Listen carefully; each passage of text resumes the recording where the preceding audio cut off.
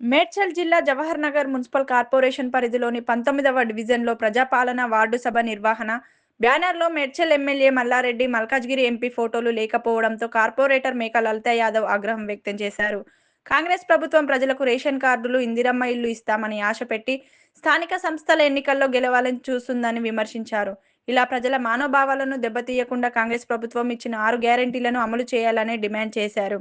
నా ఒక్క వార్డులోనే 950 పైచిలుకు ఇందిరమ్మ ఇళ్లను కేటాయించారని, ఇవన్నీ ఇవ్వడం సాధ్యమేనా అని ఆమె ప్రశ్నించారు. నా వార్డుతో పాటు జవహర్ నగర్ మున్సిపల్ కార్పొరేషన్లో ఎంతో మంది అర్హులను గుర్తించారో వారందరికీ ఇందిరమ్మ ఇండ్లను, రేషన్ కార్డులను ఇవ్వాలని కోరారు. లేని ఏడల స్థానిక ఎమ్మెల్యే మల్లారెడ్డి, మా అధినేత్రి జాగృతి వ్యవస్థాపక అధ్యక్షురాలు కల్వకుంట్ల కవిత గారి ఆధ్వర్యంలో పెద్ద ఎత్తున ఉద్యమిస్తామని హెచ్చరించారు. ఈరోజు మా డివిజన్ పరిధిలో ప్రజా సమస్యల పాలన మీద వార్డు మీటింగ్ పెట్టడం జరిగింది. ఈ కార్యక్రమానికి ముఖ్య అతిథులుగా కమిషనర్ గారు అండ్ మేనేజర్ గారు రావడం జరిగింది. ఏదైతే మా ఏరియా వచ్చేసి, మా డివిజన్ పరిధి వచ్చేసి పూర్తిగా స్లమ్ ఏరియా, అందరూ పేద ప్రజలు నివసిస్తూ ఉన్నారు. అక్కడ దాదాపు మాకు 750 ఇండ్ల లబ్ధిదారులు ఎంపిక అయినట్టు గుర్తించడం జరిగింది. 958 వస్తే 750 అర్హులుగా గుర్తించారు. 153 మందికి రేషన్ కార్డుదారులను గుర్తించడం జరిగింది. ఆన్లైన్లో గతంలో ఉన్నప్పుడే వాళ్ళు రేషన్ కార్డు ఎవరైతే నేమ్స్ యాడ్ ఉందో అది కూడా యాడ్ చేయడం జరిగింది. 458 మంది పేర్లు యాడ్ చేయడం జరిగింది. ఈరోజు ఆ వివరణ కోసం నేను వెళ్ళడం జరిగింది మా కాలనీకి. ఈరోజు వార్డు మీటింగ్ కదా అని ప్రతి ఒక్కరూ గౌరవ రేవంత్ రెడ్డి గారికి వేదికగా ఒకటే చెప్తున్నాను.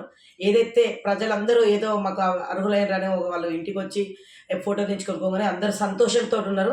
వాళ్ళ సంతోషం ఇలానే ఉండాలి, వాళ్ళు ఎప్పుడూ సంతోషంగా ఉండాలి. మీ గవర్నమెంట్ మీద ప్రజల నమ్మకం కలగాలంటే ఏదైతే ఉందో, ఎంతమంది ఎలిజిబుల్ అయినా వాళ్ళందరికీ కూడా ఇల్లు మంజూరు చేయాలి, ప్లస్ రేషన్ కార్డులు ఇవ్వాలని కోరుకుంటున్నాము. లేని ఏడల మాత్రం ఆడ మీటింగ్ జరుగుతున్న సమయంలో కాంగ్రెస్ నాయకులు అందరూ నిలబెట్టడం జరిగింది. అభివృద్ధి గురించి మాట్లాడుతారు. అభివృద్ధి రేవంత్ రెడ్డి ఇస్తారేడా అంటారు. కరెంటు కానీ గ్యాస్ సబ్సిడీ అది అరకొర ఇస్తారు, అందరికి ఇవ్వడం అందట్లేదు ఫలాలు. దాన్ని అభివృద్ధి అన్నారు, సంక్షేమం అంటారు. అభివృద్ధి అంటే వాటిలో జరిగే పనిని మాత్రమే డెవలప్మెంట్ అభివృద్ధి అంటారు. అది నాకు తెలుసు, మళ్ళీ వాళ్ళకి తెలుసో తెలీదో నాకు తెలియదు. మా డివిజన్లో మాత్రం ఇంతవరకు కాంగ్రెస్ పాలనలో ఒక్క అభివృద్ధి పని కూడా జరగలేదు. అంతకుముందు గతంలో తీసుకున్న దాన్ని కూడా ఇంకా 15 లక్షల రూపాయలు పెండింగ్లో పెట్టడం జరిగింది. గౌరవ మేయర్ గారు కూడా, గౌరవ కమిషనర్కి అందరికీ తెలిసిన విషయమే. ఆ పనులు కూడా త్వరితగతిన కావాలి అనుకుంటున్న ఈ 2-3 రోజులు అవి టెండర్కి పిలిచి గౌరవ కమిషనర్ గారు కూడా చేపియాలని కోరుకుంటున్నాము. దాన్ని అదొక్కటే గుర్తుపెట్టుకోండి. ఏదో కళ్ళబొల్లి మాటలు చెప్పి ప్రజలను అంత తప్పుదోవ పట్టిస్తున్నారు. దయచేసి రేవంత్ రెడ్డి గారు ఎవరైతే ఈ లబ్ధిదారులకు అందరికీ వచ్చే విధంగా చేస్తే మాకు అదే సంతోషంగా మేము భావిస్తున్నాం.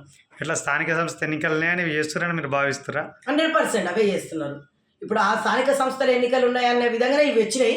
కానీ ఇవి రావాలి. ఎంతలోకి వస్తే ఇప్పుడు జనవరి 26కే ఎలిజిబుల్ అని చెప్పారు. ఈ జనవరి 26కి ఈ 2 విడుదల చేస్తామని చదివారాడ. అది ఈ జనవరి 26కి అయితే ఎలక్షన్స్ లేవు కదా, ఆ లోపు ఇస్తే వాళ్ళ మాట నిలబెట్టుకుంటే మంచిదే. లేదంటే స్థానిక సంస్థల ఎన్నికల కోసమే చేస్తున్నారని మేము భావిస్తాం. అంటే ఎన్నికలు అయిపోయేంత వరకు ఈ నాటకం ఆడి ఇవ్వరని మీ ఉద్దేశమా?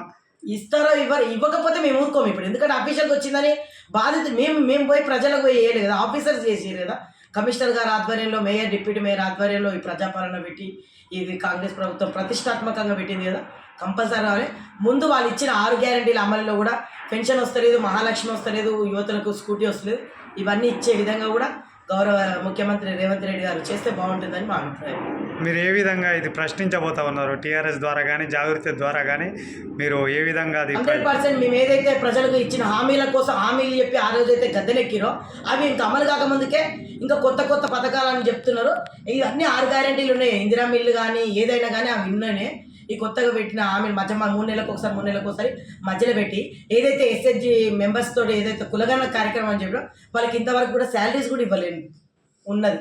అంటే మరి మీ స్థాయిలో కొట్లాడితే ప్రభుత్వం దాకా వెళ్ళడం కొంచెం టైం పడుతుందేమో, కానీ కవితక్క గారు కానీ వేరే కేటీఆర్ లాంటి వారు కానీ ఈ అంశం మీద ఎందుకు మాట్లాడట్లేదు? 100% మాట్లాడుతున్నారు. నిన్న మా భువనగిరి కాంగ్రెస్ గుండాల దాడిలో ఏదైతే భువనగిరి పార్టీ ఆఫీస్ వేదికగా మా జాగృతి అధ్యక్షురాలు కల్వకుంట్ల కవిత గారు నిన్న భువనగిరి పార్టీ ఆఫీస్లో మీటింగ్ పెట్టిరు.